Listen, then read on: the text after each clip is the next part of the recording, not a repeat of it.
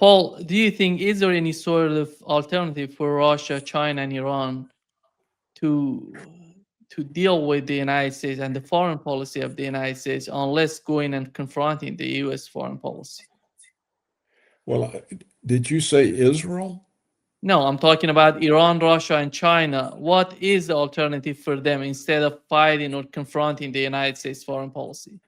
Oh, well, I've always thought if they would just announce a mutual security agreement, it would be the end of the trouble because it's too much of a formidable military alliance for the West to fool around with. So I've never understood, and maybe Larry has better insight into it than I do, given his background. I've never understood what seems to be an extraordinary reluctance of the Russians and Chinese to simply announce a mutual security treaty and to include Iran. I think all of they would put an end to the American hegemonic attitude. It put an end to all the crazy talk in Europe about going to war with Russia, and I think it would stop cold any further American-Israeli attacks on Iran. So I don't know why they don't do it. I don't know. I'd be interested if Larry has an explanation. Well, I think they're moving in that direction. So you already do have an agreement in place between Russia and Iran. Actually, Russia offered Iran, if you will, a mutual defense treaty more than a year ago, and it was the Iranians that rejected it. They said, "Oh, no. Well, we want to have a relationship, but we don't want to go that far." Well, why did they reject it? They saw it as that they didn't want to be in a position where if Russia got into, a war with the West, that Iran would be obligated to join in. Well, Iran's already at war. Yeah, well, yeah, I know. That was and that's what we've seen, a complete reversal of Iranian foreign policy vis-a-vis Russia and China since the 12-day war. Because Russia and China both offered air defense systems to Iran, and Iran had rejected. Well, no, we got it. You're old enough to remember the Excedrin commercials from the '60s, where the woman say, "Mother, please, I'd rather do it myself." That was sort of Iran, being a little petulant. But well, now something wrong. There's something wrong with the Iranian leadership. Then they're not very smart if they're turning down this type of protection. Yeah, that was one of the criticisms of Pezeshkian and Arakshi, that because Russia had offered it. Now, since then, Iran has had a change of heart, and they are now accepting. They've had high-level visits, so they are much more embedded with Russia and China on the defensive side of the house than ever before. So it is, and I don't know if Russia and China are going to necessarily formalize an agreement, but what they're doing from a de facto standpoint. And look, we recognize that the worm has started to turn in the United States, where the Rand Corporation, 4 or 5 years ago, was insisting, we had to confront China. It's this military threat. Now they're coming along saying, we better figure out how to get along with them, because we can't beat them, which is true. It's true. Yeah. Well, how long do you think it will take before Russia and China and Iran do what they need to do to stop all of this conflict? If they wait too long, this thing could spin out of control. Especially if some long-range missile hits Moscow. It could at some point Putin would have to do something, and the whole thing could. I don't understand why Putin let a war go on for 4 years when he could have closed down the electric grid instantly. He seemed to want a war to last long enough for the West to get so involved that it could spin out of control. I've never understood that either. Do you have an explanation for that? I mean, I don't believe Yeah. all the crap about the Ukrainians are dear friends. I don't know. When you're in a conflict, your job is to get it over with. Yeah, well, Not they don't see themselves so much as, at least based upon my recent visit and discussion with several, business leaders, political leaders in Moscow.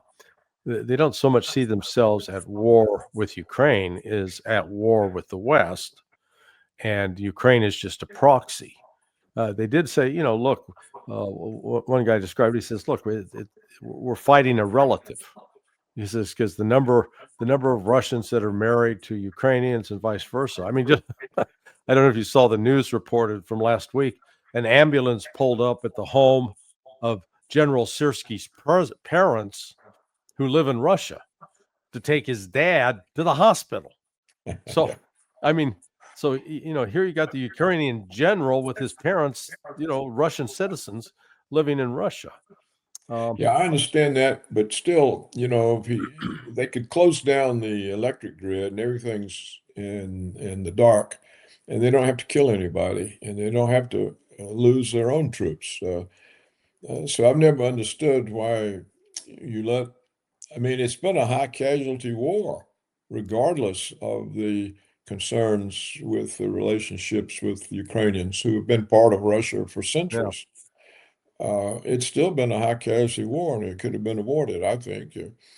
I Well, noticed last week, I noticed that finally the military had prevailed on Putin, and they closed down a big chunk of the grid. But if you close it down, there's no movement. There's no way to have stuff come into the country or get to the front or to move troops or for the government to function or anything. So I've just never understood it. It just seems to me like it's been a purely gratuitous conflict that Putin has kept going for 4 years. well, it's actually, I think we in the West tend to ascribe more power and influence to Putin than is in fact the case, because what's been done militarily has really been done under the guidance of the general staff and Gerasimov.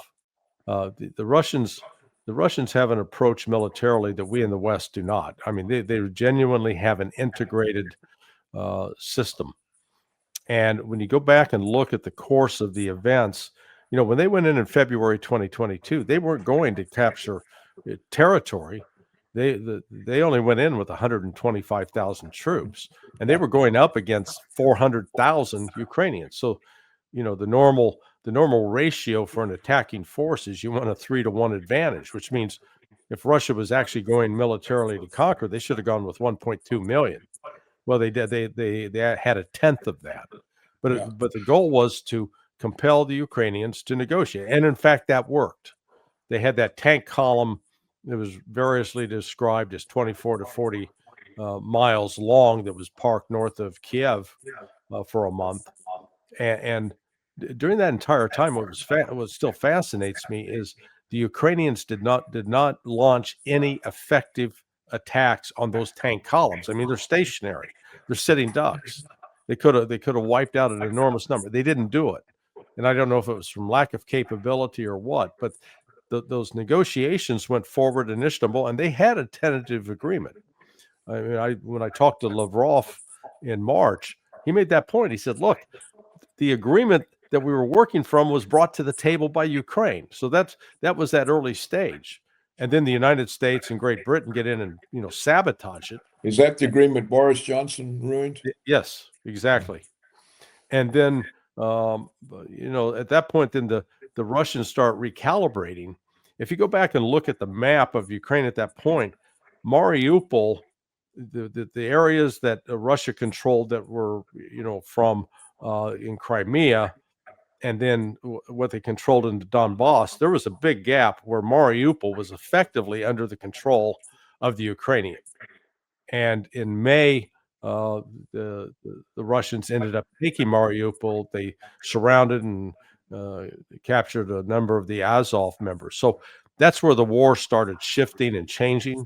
And the Russians didn't have the military force at that time to dominate the West and Ukraine. So they mobilized 300,000 starting in September of 2022, and then they upped their recruitment campaign.